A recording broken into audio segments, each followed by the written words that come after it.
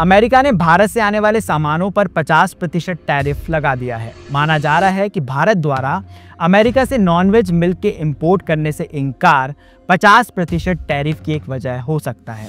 लेकिन ये nonveg milk है क्या और भारत को इसके इंपोर्ट से क्या आपत्ति है, समझेंगे ग्राउंड रिपोर्ट एक्सप्लेन्ड में। दरअसल अमेरिका की डेयरी इंडस्ट्री भारत की तुलना में काफ़ी छोटी है। अमेरिका अपने डेयरी उत्पाद भारत के बाज़ारों तक पहुंचाना चाह रहा था, लेकिन भारत के इनकार से अमेरिका को झटका लगा है। हम सब अपने स्कूल्स में पढ़ते आए हैं कि गाय एक शाकाहारी यानी हर्बीवोर एनिमल है। हमने गायों को घास, पत्ते, भोग में निकाली रोटी और अच्छे मिल्क प्रोडक्शन के लिए पशु आहार खाते ही देखा है। लेकिन अमेरिका की कहानी थोड़ी अलग है।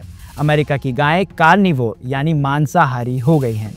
अमेरिका में गायों को हष्ट-पुष्ट रखने के लिए और उनका मिल्क प्रोडक्शन बढ़ाने के लिए उनके चारे या पशु आहार में सूअर के मांस, चिकन और यहाँ तक कि टेलो यानी खुद गाय की चर्बी भी दी जाती है। इन सब के अलावा इन गायों को सूअर और घोड़े का खून भी एक प्रोटीन के सोर्स के रूप में दिया जाता है, ताकि वे अच्छा दुग्ध उत्पादन करें और मसल गेन होने की वजह से बीफ क्वालिटी भी बेहतर हो। लेकिन भारत में 38% आबादी शाकाहारी है और दूध और उससे बने उत्पाद उनकी डाइट का प्रमुख हिस्सा है। वहीं भारत के लोग गाय सिर्फ पालते ही नहीं बल्कि उसे पूजते भी हैं। यहाँ भगवान के अभिषेक से लेकर उनको भोग लगाने तक ना जाने कितने मिल्क प्रोडक्ट्स का इस्तेमाल होता है।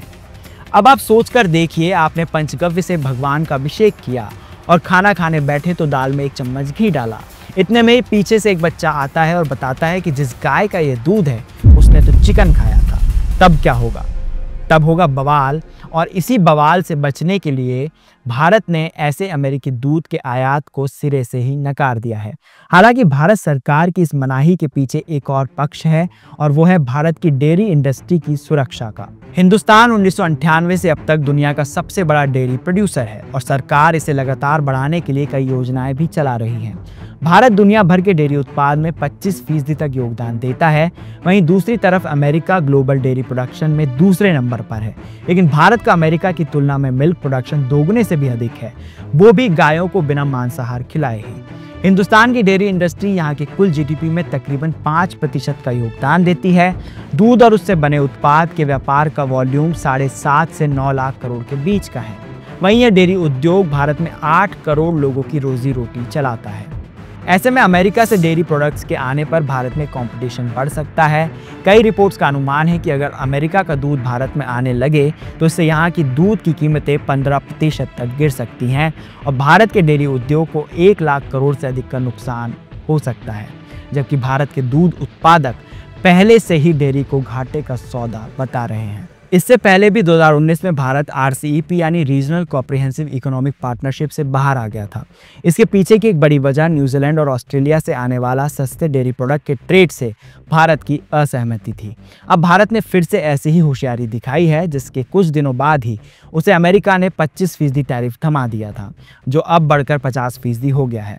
दूसरी ओर प्रधानमंत्री मोदी ने भी साफ कह दिया है कि वे इन टैरिफ के लिए तैयार हैं, लेकिन वे किसानों और गौपालकों के हितों से समझौता नहीं करेंगे।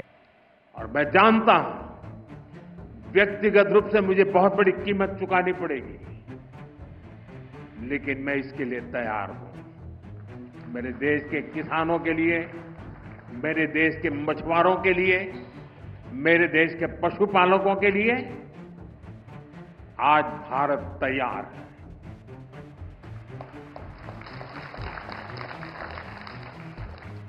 दरअसल इस डील में भारत के लिए चुनौतियां भरी पड़ी थी। एक और उसके आर्थिक प्रभाव थे, तो दूसरा इन नॉनवेज मिल्क से लोगों की आस्था पर चोट का संकट। यही वजह है कि भारत सरकार ने सेफ खेलते हुए इस डील से किनारा कर लिया था। हालांकि ये मसला अपने साथ एक सवाल छोड़े जा रहा है कि आखिर प्रोडक्शन की होड़ में शाकाहारी जीव को मांसाहारी बना देना कहां तक जायज़ है। हम इसका जवाब खोजेंगे ग्राउंड रिपोर्ट के अगले एक्सप्लेन में।